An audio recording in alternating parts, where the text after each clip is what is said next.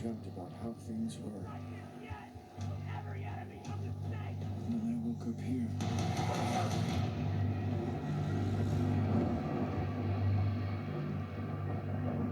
Used, the Illuminati's favorite game against the notorious Cabal. It's a game they've played with the human race for years. They provide clues about the future to toy with us. They did it with 9/11. They've done it with other major catastrophes. It's called predictive programming. On occasion, though, they get outsmarted at their own game. What was David's hidden message inside the gray state?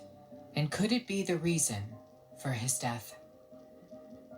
Perhaps the scariest part of Gray State's conceptual trailer is this character here, who appears to be operating a guillotine. David Crowley was very intentional in this frame of the movie. He added something that I believe he wanted the people to know about. Who is the identity of this executioner? If you look closely, you will see that this terrifying character is wearing something around his waist. It appears to look like an apron. The executioner wears a Freemason apron, complete with the all-seeing eye, the compass, and the two pillars. I do believe David Crowley is trying to tell us something.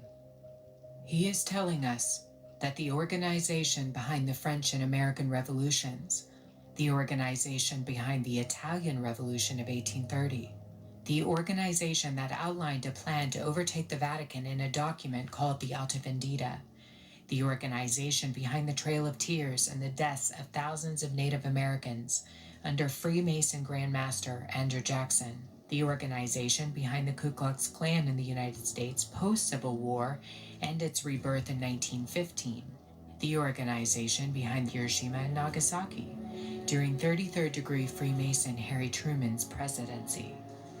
These are men with a radical revolutionary agenda throughout the entire world because they worship and follow a radical revolutionary deity. The first to have led a revolt against the Most High Lord. David Crowley knew something, and he was trying to warn the people. The ones behind the FEMA death camps, the guillotines, and the detention of Americans, it's the Freemasons. They're planning a second American Revolution. Supposedly, laws God gave to Noah. If you break the laws, most punishments are beheading. George Bush Sr. signed it into law. He snuck it in with an Education Day recognition bill, recognizing the Jewish scholar who supports living under Noahide laws. For those that don't already know, there's an evil sect of Jewish people that practice the Kabbalah, mysticism, witchcraft. You know where the tarot cards come from. Tarot cards are like a portable Kabbalah, if that makes sense. Both are hinged by a tree of life. It's a diagram with 10 points and 22 paths. There's your 22 major cards of the tarot, and also witches used to have 22 paths or courses of study. It's all the same old witchcraft, later called Kabbalah or tarot. Kabbalah originated in the 1600s, although they try and convince people it began way earlier. There's a lot of subtlety implied, though. In their rise to position, there's a bunch of ritualistic junk, and then they choose to be a goat instead of a sheep. The evils are all in there, and it's all based on the Old Testament, 12 tribes, you name it, 10 commandments. That makes it even more evil to me. Talk about the deepest depths of Luciferianism. And on the JewishScholars.org website, it talks about peace and love and how they want to implement the Noahide laws into the education systems and charities through the United Nations. This is some really creepy stuff. And this is who and what George Bush is honoring with this so-called Education Day. U.S. President George W. Bush discusses roadmap to world peace based on 7 universal Ben Noah laws. You can look that up.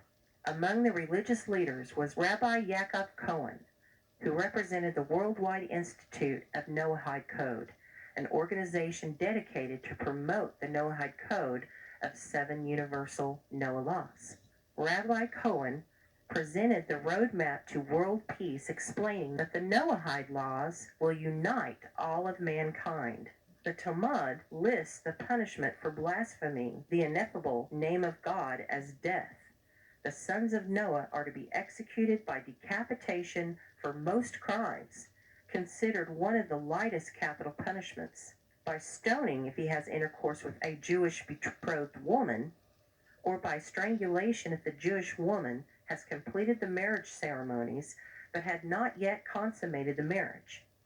In Jewish law, the only form of blasphemy which is punishable by death is blaspheming the ineffable name Leviticus.